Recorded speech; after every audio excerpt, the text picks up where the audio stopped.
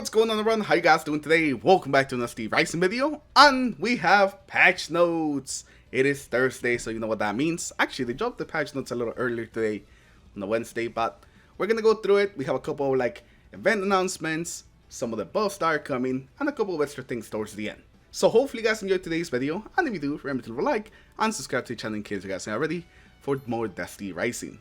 And now let's get into it. The very first thing we have is, like always, the maintenance. We're gonna get our 200 Lumia leaves, and it's gonna take 4 hours like usual. Nothing really special here, it is just maintenance as normal. Now the first thing that we have is gonna be the new events. We actually have 2 events happening.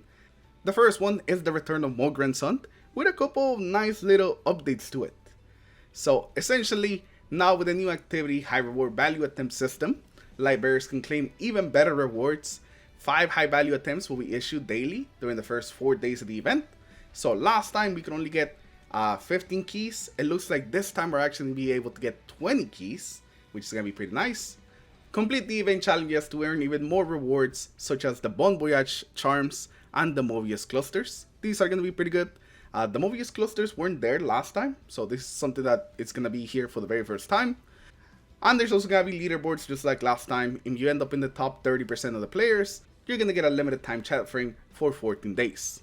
And to participate in the event, just like last time, you're going to have to be 71 or higher. Overall, it's very similar to the version that we had before. It said that we get more keys for some of those higher level rewards, as well as just being able to get a couple of different in-game materials. Now the other event that's also going to be starting, which kind of just comes out of nowhere, is the Festival of the Lost 7-day signing event. Festival of the Lost is a time to remember that which is no longer with us, to recall the times of triumph and celebrate all that we have. So we're going to have a login event that's going to reward us with Lumia Leaves, Bon Voyage charms, exotic mod choice, and a new mythic transmit effect, Risen from the Grave, on day 7. So the rewards here for the signing, especially for a signing event, look pretty nice. We're also going to have the Festival of the Lost. We're going to be able to complete challenges to earn Eerie Amber, which can be redeemed for generous rewards. This event will also come with its own festive activity, so that means that we are getting an exclusive activity for Festival of the Lost. I wasn't sure if it was happening. I thought that maybe it was happening, but it's really nice to have confirmation right here. And the type of rewards that you're going to be getting are Mobius clusters and a spooky legendary helmet, the Jack-o'-lantern mask. So I wonder if this is going to be something that you're going to be able to keep after the event is over.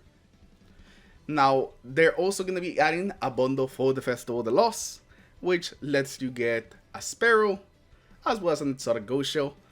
You also won't have to buy all of these things in the bundle. You can also just buy them separately.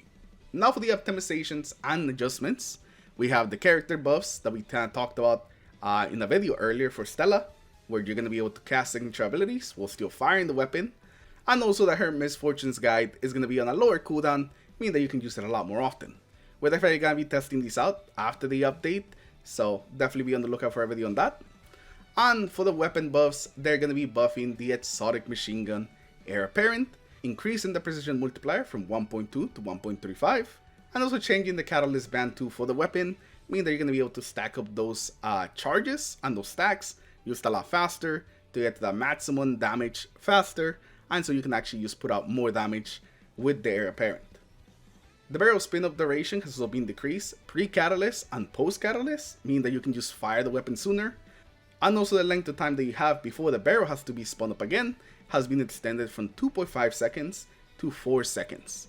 So you can actually throw an ability in the middle doing something, and you won't have to respin the barrel. You'll be immediately able to fire the weapon.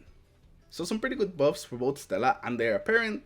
And if you're a Stella that uses Heir Apparent, you're going to see some big damage increases with this update for sure. They also nerfed the bow reload cancelling, which seems like something they would do when they buffed the bows, but it looks like they decided to do this now. You no longer can cancel the reload on your bow whenever you hit the swap button. So a lot of people were hitting this and just allowing their bows to just immediately reload, being able to get a bunch of shots out there, and it actually made the bows feel much better. So I'm not sure what they're doing this without actually buffing the bows first. It's kind of like a weird thing that they're doing. And a couple of the changes are for reducing screen shake on spread weapon projectiles and improve the names of icons of certain buffs. Just some small things. the big things are definitely the buff to Stella and the Heir Apparent. Now for some of the activity additions and customizations. For the Chaos, they enable independent wishlist configuration for different elements. This is a nice quality of life change that just makes it a little bit easier to farm, and if you're looking for specific artifacts for specific like elements, this is going to be pretty good for you. And for Grandmasters, we have an even bigger change because they removed the character's stamina requirement for entering challenge mode. So no longer are we gatekept by the stamina requirement. If you only have one character you can run Grandmasters with, then that's no problem. You'll be able to run them multiple times. Now for some of the system improvements, they actually changed the rules for the automatic pack leader position transfer. So now if a pack leader hasn't logged in 7 days, the position will transfer according to the position hierarchy from highest to lowest. They also added a configuration option for dynamic emotes, which is something new that we're getting with this update. And then lastly, light bearers can now choose each character's helmet display. This choice will apply to the character screen and the fireteam screen. So if you don't want to wear a helmet and see your character's face, that's something you'll be able to actually do. Now we have a couple of improvements for Stella. Improvement to the sound effects for Stella's finisher, improve the hit rhythm for Stella's finisher, and improve the special effects for Mecho's finisher. And lastly, for the fixed issues, fixed an issue in which activating Hellhez's Stallion sits at an instance of damage would not be calculated while using the linear fusion rifles. This was a big one. This was a really big one. So I'm very happy for all of you whales. You will be able to outdamage people even harder. They also fixed an issue in the Red Sea Drift where collectible progress wasn't recorded correctly. And lastly, they fixed an issue with an incorrect Battle Pass quest description. The challenge clear master activities 4 times has been changed to clear challenge mode stages 4 times. And whenever you clear any of the challenge mode activities, master or grandmaster, you're going to be completing this quest. And that's everything that we have in today's update. The big things, of course, being the events that are coming up, especially the Festival of the Lost just kind of coming out of nowhere, the big buffs to Stella and the Gallows, and them technically nerfing the bows. Although I guess it's not really a nerf because it was never really unintended, but it's kind of weird that they did this before buffing the actual bows. So let's hope that the buff to the bows comes soon because they're really underperforming. But thank you for watching today. Let me know your thoughts in the comments below, and I'll see you guys in the next video. Take care, everyone. Have a good rest of your day. Peace.